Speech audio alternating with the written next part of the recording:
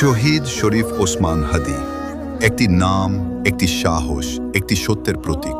তিনি ছিলেন না কোনো ক্ষমতাবান মানুষ, কিন্তু তার কণ্ঠ ছিল শক্তিশালী, কারণ তিনি সব সময় কথা বলতেন ইনসাফের পক্ষে, সত্যের পক্ষে। রাত যখন গভীর হয়, চারপাশ নিঃশব্দ হয়ে যায়, তখনও একটা নাম বাতাসে ভেসে আসে, শহীদ শরীফ ওসমান হাদি। তিনি ছিলেন না শুধু একজন মানুষ, তিনি ছিলেন এক সাহসের গল্প, একটা সত্যের আলো যা অন্ধকার ভেদ করে জ্বলতে চেয়েছিল।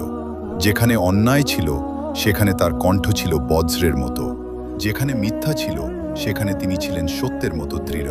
তিনি ভয় পাননি, কারণ তার ভিতরে ছিল একটাই বিশ্বাস, ইনসাফ একদিন আসবেই।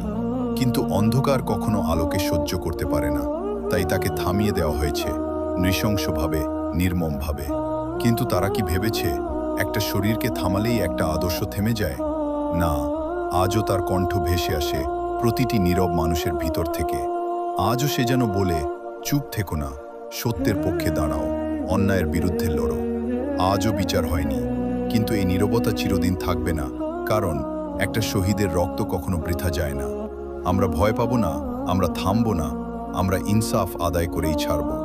সত্য কখনো হারায় না, সাহস কখনো মরে না।